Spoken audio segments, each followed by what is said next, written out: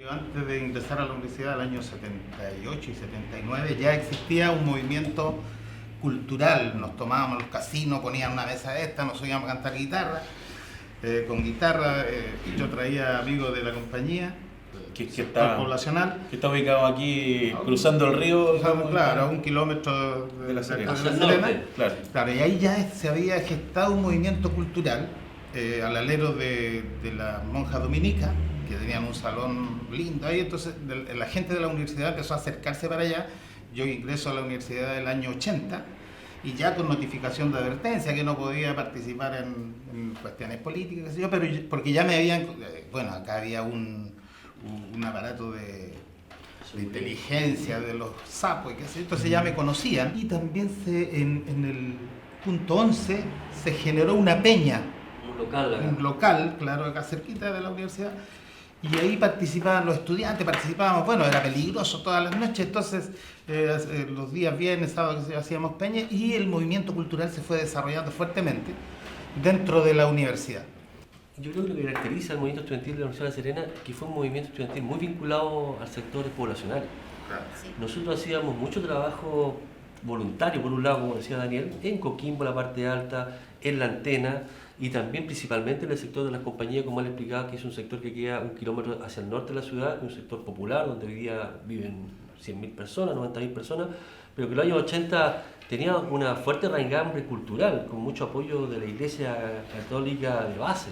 Pero si uno se remonta más atrás, yo antes era estudiante del Liceo de Niñas de acá de La Serena y ya ahí había movimientos, que nos juntábamos, alguna empresa nos facilitaba su casa, el señor Tirado, que nos juntábamos ahí con las niñas Tirado y otras personas del Liceo de Niñas que empezábamos a hacer movimientos, a empezar a cuestionar incluso, porque esto no solamente el intervencionismo era acá en la universidad, era en los colegios también.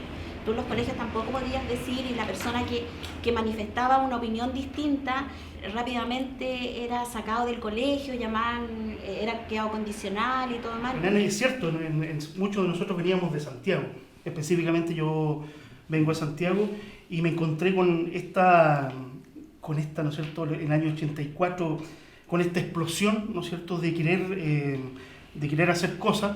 Y todo el tema político se llevaba en la Facultad de Humanidades. En junio del 85. Ahí comenzó el tema. Por ejemplo, la gente íbamos a almorzar al casino de la Facultad de Humanidades porque ahí se generaba lo que decía Daniel, en el sentido de que la gente se paraba en las mesas, se ponía a cantar, ¿no es cierto?, se recitaba poesía. Y después me acuerdo que el rector optó por cerrar ese casino. Cerró el casino de Humanidades porque era un movimiento constante, es decir, sabíamos que a la hora del almuerzo habían cuchareos. Nosotros participábamos en las protestas antes de ser federación de estudiantes. En el 83 principalmente, cuando, como decía Manuel, éramos convocados por estos organismos naturales que existían, no federados, todavía no estaba organizada la federación. Los CODES, como decían los comités democráticos, y ahí eran, no sé, 1.200 jóvenes marchando fácilmente acá en el transcurso de las protestas en la ciudad de La Serena. Ahora los estudiantes yo creo que contribuyen de una manera significativa a la reconstrucción del movimiento político social de la región, digamos, particularmente acá en La Serena y Coquimbo.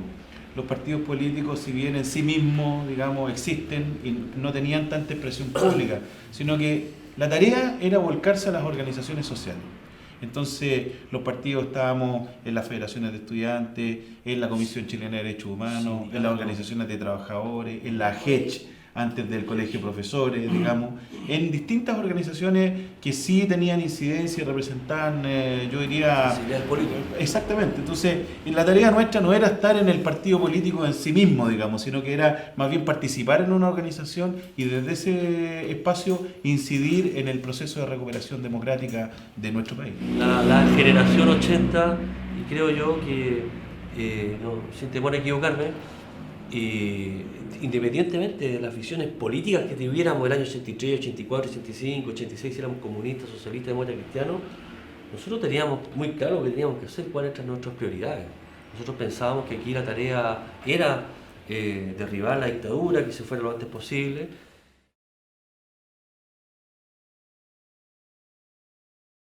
Principalmente al principio de los años 80, cuando nosotros ingresamos, había un movimiento estudiantil muy clandestino, ¿no? Donde principalmente los estudiantes del año 78, 79, 80 inclusive, realizaban actividades principalmente de carácter cultural al interior de la Universidad de La Serena. Y luego ya cuando nosotros ingresamos y a partir del año 82 ya empezaron a haber expresiones más abiertas. Y el 83 derechamente con las manifestaciones de las convocatorias a protesta nacional del Comando Nacional de Trabajadores, los estudiantes nos incorporamos ya derechamente sin prejuicio que al interior de la universidad, y que se expresa en este libro, se empieza a conformar ya la organización estudiantil, especialmente con organismos de carácter no reconocidos, obviamente por la rectoría delegada. Y antes de esos años nosotros empezamos ya a trabajar de lo que fue, a partir ya del 84, derechamente a construir la organización de la Federación de Estudiantes. Previamente a eso hicimos trabajos voluntarios, obviamente participábamos de todas las marchas, las protestas nacionales del año 83 en adelante, principalmente la primera que fue, si mal no recuerdo, aquí en la región el 27 de marzo del año 83. El año 85 en particular se hicieron las primeras elecciones democráticas bajo estado de sitio. Esas fueron en un centro de alumnos, fue el centro de alumnos de Castellano y Filosofía. Ahí Renan fue, digamos, electo presidente en esa oportunidad. No, ahí fue Antonio Briones. Antonio Briones. Yo estaba por en el sur. Exactamente. Ah, tú estás relegado, digamos. Estaba con una beca. Estaba con una beca. Claro. Y posteriormente a ese hecho se planifican ya las elecciones de la Federación de Estudiantes, en donde evidentemente convoca una gran cantidad de participantes, ¿no? Y se logra elegir la primera federación, un evento, yo diría, muy significativo en la historia del movimiento estudiantil. Uno de ellos está aún detenido en Argentina, como es Joaquín Ramírez Pineda, ¿no? Ex comandante del regimiento Tacna, que llegó el año 86 acá. Y antes de esos años nosotros empezamos ya a trabajar de lo que fue, a partir ya del 84, derechamente a construir la organización de la Federación de Estudiantes. Previamente a eso hicimos trabajos voluntarios, obviamente participábamos de todas las marchas, las protestas nacionales del año 83 en adelante. Octubre del 85 se elige la Federación de Estudiantes. Y desde el 21 de octubre del 85 al 20 de noviembre del 85, acá, en la Universidad de Serena, seguramente por el empuje, por la fuerza que tomó la Federación de Estudiantes, que era muy representativa, nosotros nos movilizamos día, tarde, la noche, incluso cerraron el semestre académico esa vez. Sí. Y fue el 20... esto estaba tomado en la universidad, y me recuerdo nítidamente que estábamos acá, eran como a las 5 y tanto, 4 de la tarde, 5 de la tarde, y entraron fuerzas especiales, apoyadas por militares afuera. 200 pacos habrán entrado, fuerzas especiales, y nos tomaron ahí, 100 caímos presos, entre ellos... Hay todo un tema complicado de represión interna, y nosotros fuimos presos 100 estudiantes. Eran buses que llegaban y sacaban alumnos con las manos afuera, con fusiles, así nos sacaron, hacia las comisarías y bastante golpeados por lo demás. No votaba menos que el 50% de los estudiantes en esa época. Porque si votaban menos del 50% de los estudiantes, la elección no era válida. Siempre estaba así garantizado en los estatutos, digamos, de la Federación de Estudiantes. Era voto voluntario, ¿ya? Sin embargo, había una gran adhesión, digamos, a la causa. Muchas veces votaba el 60, digamos, 65%, hasta el 70% de los estudiantes de la universidad. Y los que no votaban era porque estaban haciendo práctica, o bien porque habían algunos, digamos, indiferentes. Pero la legitimidad que tuvo este movimiento estudiantil durante todos los años 80 se reflejaba plenamente en el proceso democrático, no solamente en la movilización popular, que era masiva, como decía Renan, la Erika acá, sino que además la elección, digamos, de la federación era plenamente, digamos, respaldada. Y eso yo creo que es muy, muy significativo. Y quizá en un primer momento era más cultural, como pudiste ver en estos comentarios, después se vuelve más masivo. Y de alguna manera se hace un poco más que, entre comillas, profesional, por así decirlo, porque al tener una vinculación y una gravitación con estas protestas cada vez más masivas que estaban organizadas desde acá, empieza también a haber en paralelo una reactivación de los partidos políticos, y esa vinculación entonces empieza a ser más cotidiana. Ahora, sí debemos decir que todos los primeros años de los 80 fue acá donde se organizaron las grandes actividades de la ciudad. la Asamblea de la Civilidad un poquito después de la parte del movimiento estudiantil. 86, claro. Claro. Aquí trajimos al cura Maroto, acá hay fotos donde está Radomiro Tomic y otras personalidades, Palma. por ejemplo, pero ellos venían acá a la Federación de Estudiantes y a veces teníamos que ir en otras partes de la ciudad.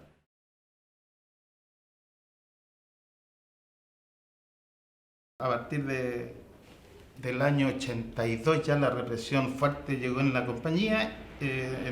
Nosotros éramos mayoría gente de ahí de la población, habíamos 3 universitarios nomás de los que caímos presos o los que estábamos moviendo esto, y ya teníamos contacto. Acá a la universidad se traía, no sé, al Osvaldo Torres y lo llevábamos a la compañía. O sea, había una dinámica cultural muy rica en ese momento, hasta el momento en que caímos presos 9 personas, claro, 83, 9 personas de los que estábamos dirigiendo el movimiento en la compañía, y ahí hubo una salida a la calle de los universitarios a reclamar. Yo estaba preso acá al frente. A ti te cargaron con explosivos. Claro, me cargaron con armas, con bombas, era el jefe de la banda terrorista. Caímos en una casa de seguridad, según ellos, y lo más subversivo que teníamos. Una revista en la bicicleta.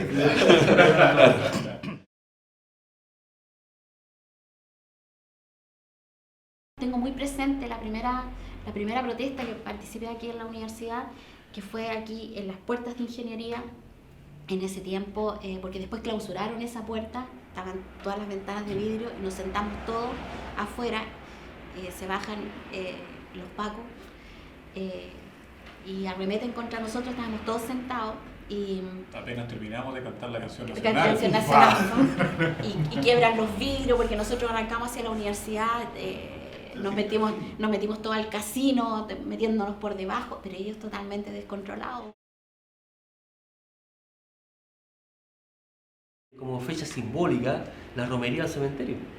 La romería donde cada 16 de octubre, efectivamente, junto a la Comisión de Derechos Humanos, la agrupación de familiares de ejecutados políticos, La CODEPU, se convocaban marchas en esos tiempos, en los años 80, y marchamos por el centro de la ciudad o desde la universidad a una calle que es Colo Colo, la que sube hacia el Valle del Elqui, y es donde llegaba finalmente al cementerio, donde estaban en fosa común. En ese tiempo estaban los fusilados, principalmente las víctimas de la dictadura, y teníamos que pasar necesariamente por el cuartel central de la CNI, que quedaba a un costado de la misma calle, donde murió Mario Fernández López, donde estuvo torturado salvajemente el año 86 Sergio Bushman, ¿no?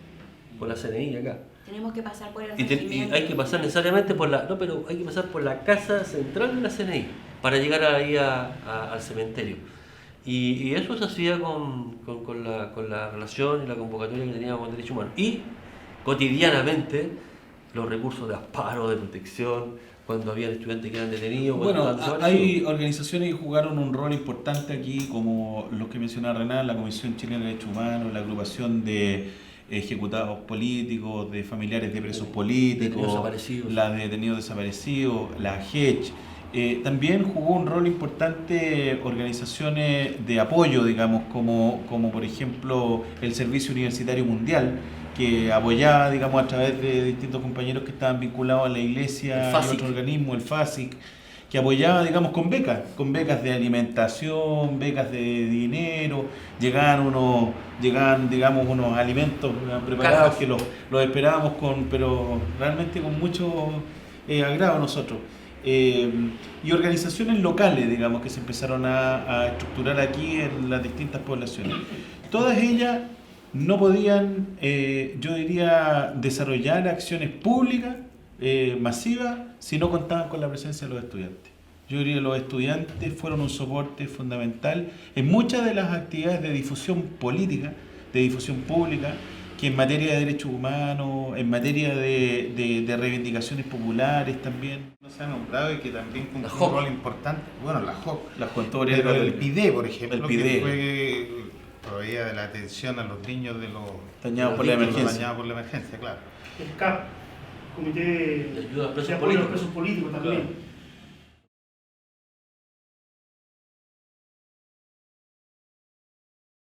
Ahora, el 88 se vivió con efervescencia acá. Nosotros vimos acá el proceso de cuando fue el plebiscito, las últimas marchas, porque igual eran masivas. Y yo creo que el movimiento empieza a decantar después de que recobramos la democracia, porque recién ahí se empieza a perder, pero hasta el 89 había marcha, había Fíjate gente en las que calles. lo que tú dices es súper importante porque el plebiscito del año 88, acá se formaron muchos comandos por el no, comandos poblacionales. La Erika era la presidenta del comando poblacional de Tierras Blancas por el no. Yo era presidente del comando de La Serena por el no. Habían otros estudiantes que eran presidentes del comando de las compañías. Como dice Renan, a través de una salida que no nos gustó, pero que era la salida que se dio y quizás fue la salida a lo mejor dentro de las alternativas que tenía la dictadura para entregarnos, y nosotros la recibimos. Porque nuestra idea en esos tiempos era que el régimen saliera arrodillado.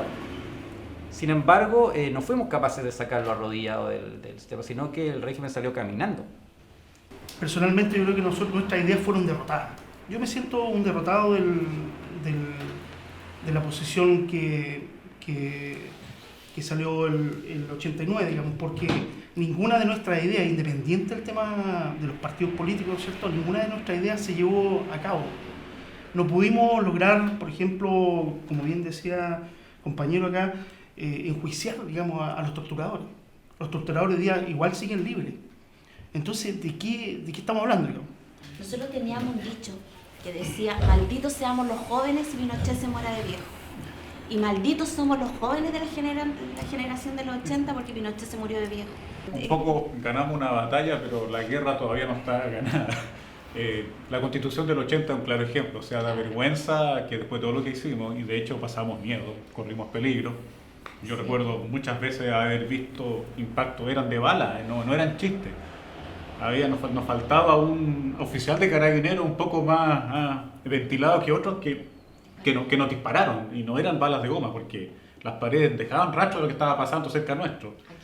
Y aquí mismo, o ahí en el internado que después se robó la dictadura. Y la explicación que se nos dio en ese minuto fue a muchos de nosotros, yo me la creí, ahora me arrepiento, es que era necesario porque estábamos todavía en peligro, y que esta cuestión la podían revertir con un golpe, y hubo amenazas de Pinochet un par de veces de eso. Y a lo mejor podría haber sido cierto, con suerte, el primer gobierno, o sea, el de Elwin en democracia.